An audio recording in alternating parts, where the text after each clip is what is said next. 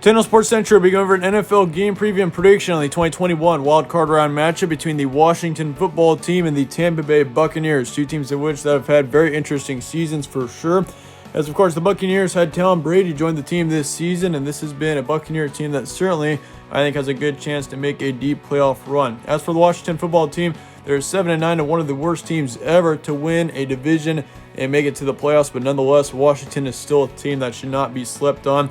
That being said, we're going to be going over a full game preview and prediction on this game here today, starting out with your team trends. Last game for Washington, they beat Philly in the last game of the regular season, 20-14 being the final score there. That was quite a game there. Of course, many people believe that the Eagles threw that game for Washington in order for them to get into the playoff, but of course, I mean, in the end, Washington led the division.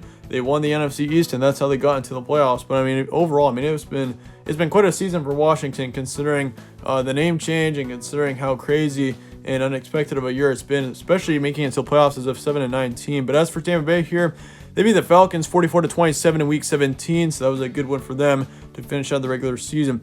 As for the winning streaks of both these teams, Washington is the 4-seed, 7-9 record with a 1-game winning streak. Tampa Bay is the 5-seed, 11-5 record with a 4-game winning streak. This game is going to be on Saturday, January 9th, 8:15 p.m. Eastern Time in Landover, Maryland. So Washington is going to be the home team here.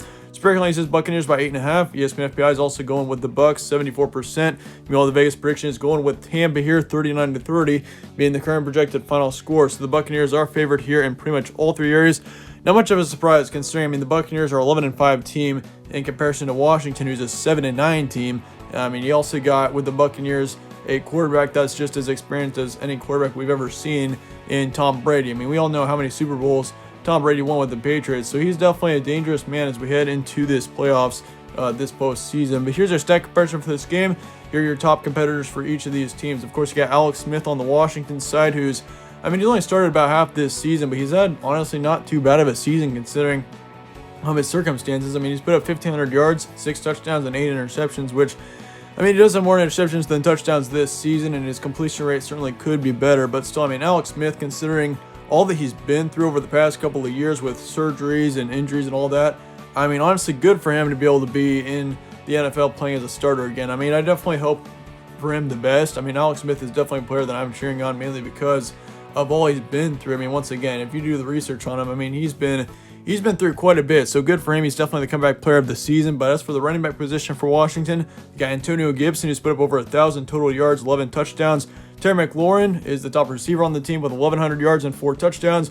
Logan Thomas is the top tight end and the second in receiving on the team with 675 yards and 6 touchdowns. And then Cam Sims is the second receiver and the third in receiving yards on the team with 482 yards and 1 touchdown on the year.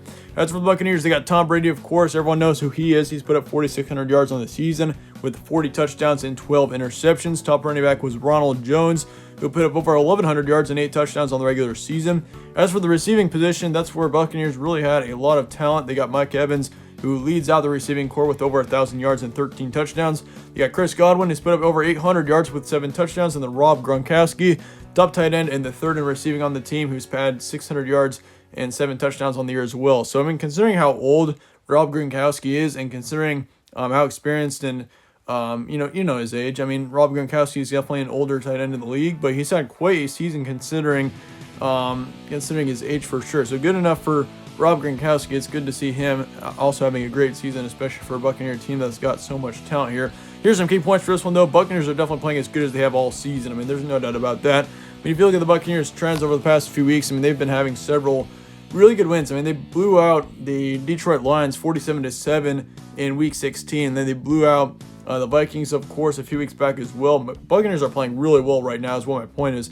And they've had a lot of close losses. I mean, even though they've got 5 losses, all of their losses are extremely close. And if you look at their signature wins, I mean, they blew out the Green Bay Packers earlier on in the season in October. I mean, I understand that was in October, but still, I mean, that's a part of your resume. And they blew them out 3-10. So really, the Buccaneers over the course of this season have really shown their upside. And I definitely think the Buccaneers have got potential to make a deep playoff run, especially if Tom Brady can continue to be consistent.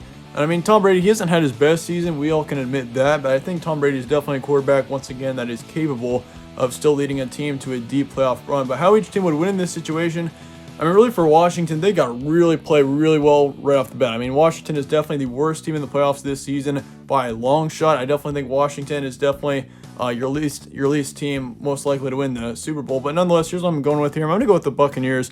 Buccaneers are definitely the more talented team. I mean, I trust in Tom Brady a ton more than I do with Alex Smith right now, which, once again, kudos to Alex Smith. He's had a great season, definitely comeback player of the season. But Tom Brady is too good of a quarterback right now. He is too consistent, too experienced of a quarterback to think of the Buccaneers as a one and out in the playoffs this season. I think the Buccaneers are going to win this one. Halftime score is going to be 21-13. We're going to see them lead by 8 at the start, but in the final score is going to be 35-27. Buccaneers get the win. They're going to be on their way to the divisional round, possibly to more than likely play Green Bay.